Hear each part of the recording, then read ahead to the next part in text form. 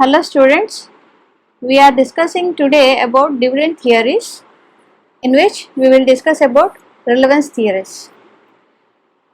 In relevance theories we are having two, that is Walter's model and Jordan's model. Today we will discuss about Walter's model. So this model is proposed by James E. Walter. He proposed that dividend policy has bearing on value of enterprise. Now, what is dividend policy basically is, it is comprising of two parts. One is dividend decision or the distribution of net earnings to the shareholders. Second part is dealing with the future growth, that is retained earnings. So here we want to study the relation between the dividend policy and the value of the enterprise. So what he said is, there is a relevance, that is a bearing of dividend policy on the value of the enterprise. That is, dividend policy is having an impact on the share price of the enterprise or the firm. So this model is based on two propositions, that is return on investment or internal rate of return and cost of capital or required rate of return. He proposed that a firm's optimum dividend policy is determined based on the relationship between the internal rate of return and cost of capital K0. So what he want to say here is, there is a relationship between the internal rate of return and cost of capital K0. So what do you understand here, or what he has given out a relation is, when the internal rate of return R is greater than the cost of capital K0, then the firm has to retain the earnings. In converse, that is, when the internal rate of return is less than cost of capital K0, then there should be distribution of earnings. Now, based on these criteria, that is the relation between the return of internal rate of return or return on investment to cost of capital, he has given three types of firms. The three types of firms here are the growth firms, normal firms and declining firms. So he has given what is the characteristic features of the growth firms. The characteristic features of the growth firms is, first point is, they are having profitable investment projects where the internal rate of return is greater than cost of capital, and there is 100% of retention, that is, there is 0% of dividend payout ratio where the company's value of share price is increasing or the value of the firm maximizes. These are the characteristic features given out by the growth firms, where the relation here is always the internal rate of return is greater than cost of capital. When coming to normal firms, where the internal rate of return is equal to cost of capital, the optimal dividend payout ratio ranges from 0 to 100%. Okay, and the share price remains constant for whatever level of dividend payout ratio it is. Now coming to the declining firms, what he has said is, the internal rate of return is always less than the cost of capital and the optimal dividend payout ratio is 100%. So what this means is, the declining firms have no profitable projects. Now it is basically, this model is based on certain assumptions where Walter has taken these things, that there is only internal financing, that is, there is no external source, that is no debt or no fresh issue of equity capital. Second point is, the return on investment or cost of capital K0 are constant.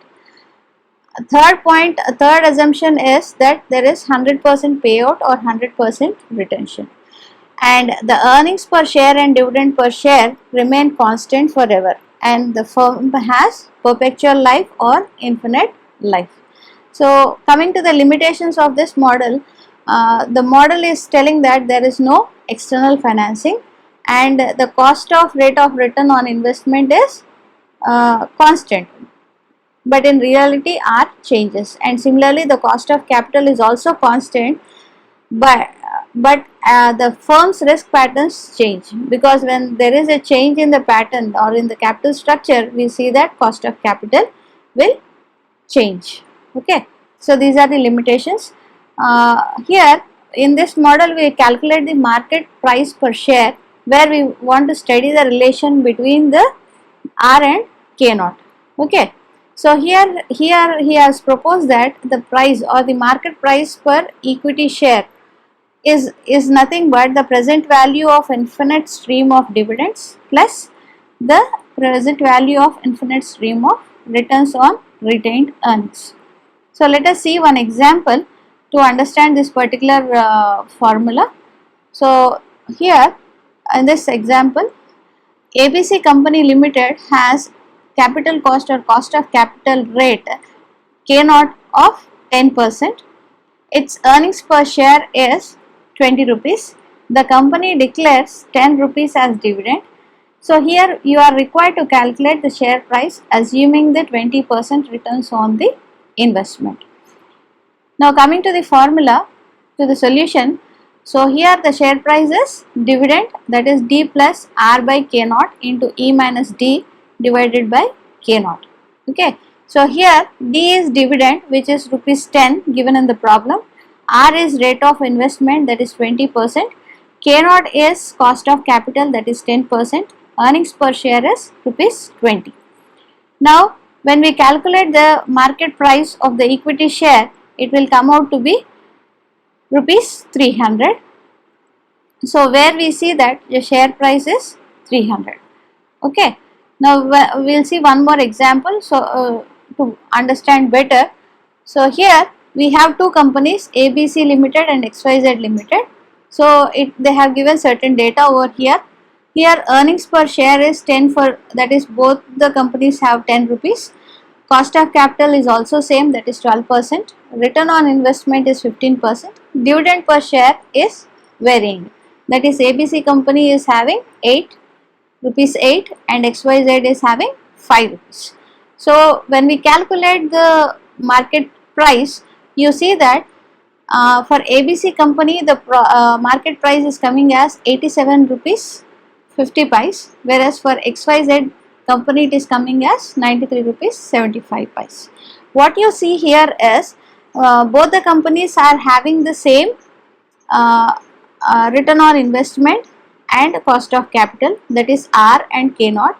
So where we see that here R is greater than K naught in both the cases, that is it is a growth firm as per the model suggested proposed by the Voltaire. What we see here is when R is greater than K naught, according to Voltaire model, value of share price is maximized. But you see here ABC Limited and XYZ Limited both are having R greater than K naught. Now the thing here is XYZ Limited has maximized share price with low dividend per share. So here dividend of 5 rupees is given by XYZ company, whereas ABC company is giving 8 rupees. So it is impacting the share price. So when there is a low dividend payout ratio, there is high or more share price or market price. Okay. Let us see in detail another problem where you will understand the significance of this R less than 0 greater than R less than K naught equal to K naught and greater than K naught. So let us see this problem. The following information is available in respect of a firm. The earnings per share EPS is 40 rupees, capitalization rate, that is K naught, cost of capital is 10%. We are assuming three different rate of returns, that is internal rate of return, that is at 13%, 10% and 8%. So you are required to show the effect of dividend payment on the market price per share using Voltaire's model when dividend payout ratio is 0%, 25%, 37.5%, 50%, 75% and 100%. So in this particular problem, they have given all the parameters, that is they have given the earnings per share, they have given the K naught, cost of capital, internal rate of return at three different levels, and they are giving the dividend payout ratio. We need to understand, or we are required to show the effect of dividend payment on the market price per share. So here we need to show a relation between the dividend D and the market price, that is P. So for this the thing is, we will first calculate the dividend per share. Since they have given dividend payout ratio, we need to calculate the dividend for calculating the market price. So what is given here is earnings per share is 40 rupees, cost of capital is 10%, rate of return is 13%, 10% and 8%. Okay. Now we will calculate the dividend per share. So at different levels, that is 0%, 25%, 37.5%, 50%, 75% and 100%, we calculate the dividend per share.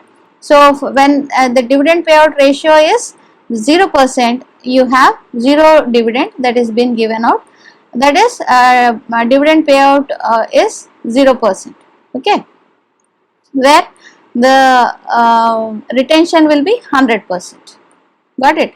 So here for a 25% dividend payout ratio, you get the dividend per share is 10 rupees. Similarly, we calculated for all, so it comes out at 37.5%, it is 15, 50% it is 20, 75% it is 30 and 100% it is 40. Now let us see how we calculate the at varying levels of R, that is internal rate of return. So here we have three conditions, that is R greater than 0, that is 13% greater than K naught, 10% equal to 10%, that is R is equal to K naught, and finally the third one, R is less than K naught. So we see the three conditions like this. So what is given for the three things we see here is, first one is when R is 13%, R is 10% and R is 8%. So we have taken the point here, R is greater than K naught, since 13% is greater than 10%, and R is equal to K naught, that is 10% equal to 10%, and similarly the third one, that is R is less than K naught, that is 8% is less than 10%. So according to the Walters model, this is a growth form, this is a normal form, and this is a declining condition, or you can say define it like this, right? So here when the dividend payout ratio is 0%, your dividend is 0. So we calculate the market price, where for when R is greater than K naught, you are getting as rupees 520. When R is equal to K naught, you are getting as 400, and when R is less than K naught, you are getting as 320. Okay, you remember the formula here. So here it is D plus R by K naught into E minus D divided by K naught. Okay, so here D is 0, your R is 13%, K naught is 10%, earnings per share is 40, and your dividend per share is 0 divided by K naught. You got rupees 520. Okay, similarly we calculated for the remaining things. Okay, so here when our dividend payout ratio is 25% and dividend is 10, your market price is coming to be 490, 400 and 340. Similarly, for 15 rupees dividend, you are getting your market price to be 475, 400 and 350. Next, at 50%, that is when your dividend per share is 20, you are getting market price to be 460, 400, 360. So you see all the things, we have given the summary over here. So if you can see the summary, when your dividend payout ratio is 0%, your dividend is 0, you have the market price for when R is greater than K naught, you got the market price to be 520, 400 and 320. So if you see the first column, that is when R is greater than K naught, that is internal rate of return is greater than K naught, you see that the market price is declining, 520, 490, 475, 460, 430, 400, when your dividend payout ratio is increasing. Okay, so here if you see the increasing dividend payout ratio, the impact on the R greater than K naught is declining.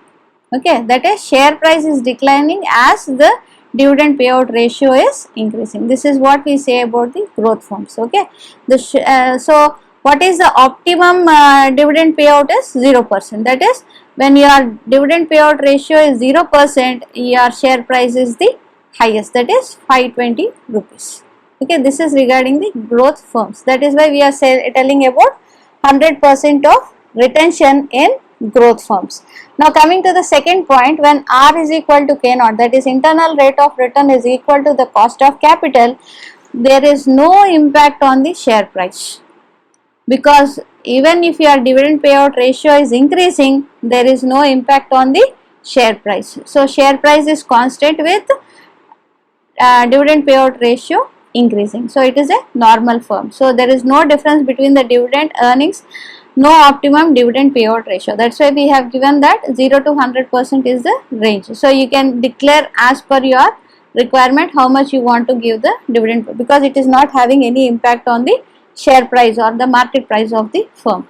Now coming to the third case, where we call it as a where internal rate of return is less than cost of capital, you see that the share price or the market price is increasing continuously with respect to the increase in dividend payout ratio. As the dividend payout ratio is increasing, so there is increase in share price. So that is why when R, that is the internal rate of return, is less than the cost of capital, we go for 100% dividend payout. So if you see the 100% dividend payout ratio at which the market price is the highest. So the maximum condition is for this particular case, that is 100% of dividend payout ratio is suggestible for declining firms. Okay. So the optimum dividend payout ratio is 100%, where the share prices reaches the highest point. Okay. So this is about the Walters model.